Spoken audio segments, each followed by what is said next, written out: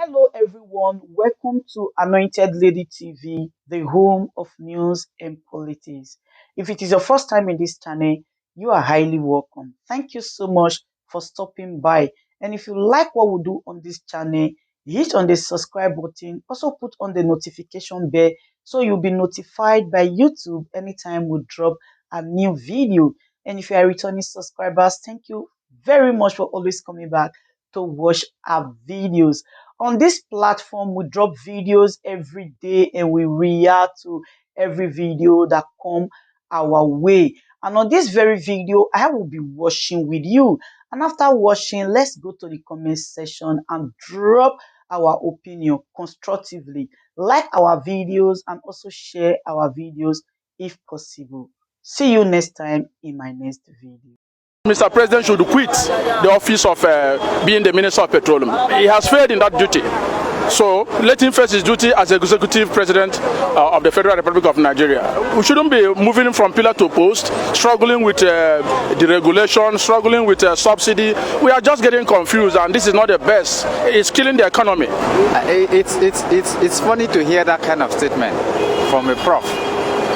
Funny in the sense that it's giving us the impression, or giving the public the impression, that there's a deadline. So somebody's controlling it. Somebody set a timeline for how this will run. That statement is suspect, if you ask me. There's also this fuel scarcity. President Buhari has said all these people importing the adulterated fuel should be sanctioned. What do you have to say about it? It's also interesting that the president, who is at the helm of affairs in petroleum, is allowing things to slip off his fingers, because how did the adulterated fuel come in a border where you can't even import some things? Yeah, granted that there's a lift on the ban of importation and all of that. So how did fuel, an adulterated one for that matter, got into the system? So it's a question on him, not the public. Then two, for how long do we continue in this same old circle? A man who's naturally endowed with crude is the one who, well, because other people are doing the struggle and trouble of exploring this from the ground and then sending it out, go and refine, then come and sell to you back. It's foolishness, if you ask me. It's foolishness on the part of every Nigerian who is not thinking about solution to this whole old system that has lasted for too long a time.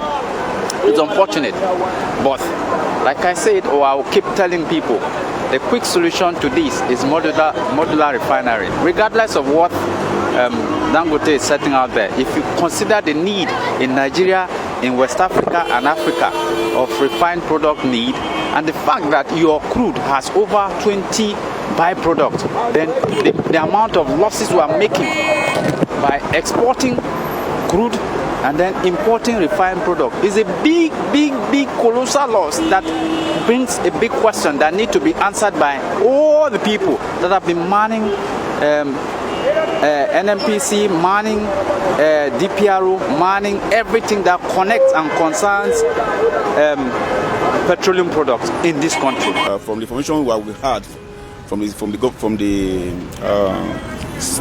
government, they said that it was they specifically mentioned MRS as the marketer that has been importing adulteration fuel. Now, from the information we've been hearing also, that MRS has denied that report, that they never actually imported adulteration fuel. So if MRS has said they not imported adulteration fuel, and if the president is saying that they should sanction them, and yet MRS filling stations are all working, so to me, I don't see that as a political thing, because I don't understand. Now, recently they said they were talking about removing subsidy. Then, all of a sudden, they said, look, they are no longer removing subsidy. They are sending the NAP, what they call it, the art, the subsidy, help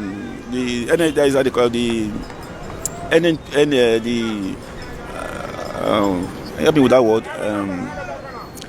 that they are going to send back to the House of Assembly, the Electoral Act for their amendment, and now, not less than a week or 2 weeks before that, after that time, we have not seen queue all over Abuja. That is if you take a good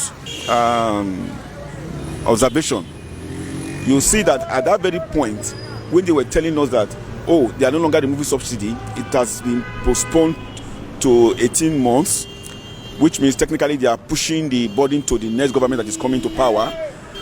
And within that period, we start seeing queue all over Abuja.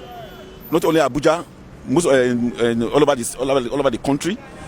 And not quite long, they are not telling us now that MRS, that the people who have imported agitation fuel, you understand? Now, from there, and MRS has denied importing agitation fuel. Now the president is not telling us now that, oh, they are going to sanction those who are importing agitation fuel. And MRS filling station, they are working. They were working day for yesterday night. The decision is still there working. Did the president need to say that they need to sanction those who are involved before NNPC should go there and lock up those filling stations? If truly they are importing additional fuel. I don't know if you understand what I'm saying. If truly MRS is importing additional fuel, the president don't need to come up because it's an offense already on its own. I will not say that MRS is bigger than Nigeria, that it can just import additional fuel on his will to the detriment of Nigerians. Look at how people are suffering. We are saying that the economy is not moving the way it's supposed to be. Now somebody is importing additional fuel. Now it's now become a war between the government and the marketer. You import, I did not import. Does that make sense? Doesn't make sense. So to me, it's just political. So we don't really know what is going on. So not until we dig into this matter to know what is exactly going on, because this government will just come and they just tell us something, and everybody will just follow it instead of even investigating as an individual. It's your right to investigate to find out if what these people are saying is true, and you bring it to the members of the public that these people they are misleading you. Because I believe the presidency is man-made and it's really bringing ownership on the citizens, especially workers like us. Going to work is a very tedious exercise now because of this presidency, which is totally man-made. So I totally agree with the president on that. Actually, Nigeria is still staggering within the petroleum sector. Without being blamed for sounding political, Mr. President should not be the Minister of Petroleum. If anybody should be blamed, Mr. President should take the 80% of the blame, because he should be the one supervising the petroleum sector.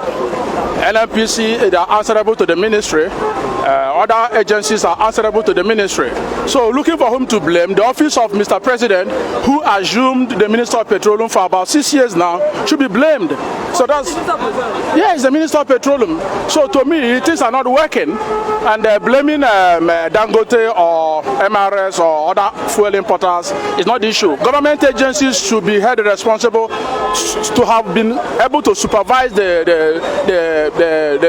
petrol before being brought into Nigeria. To me, it's a sabotage, and somebody should be held responsible.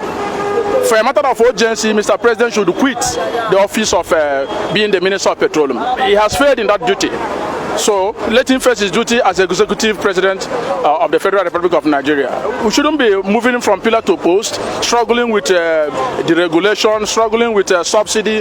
We are just getting confused, and this is not the best. It's killing the economy. Things are just falling apart.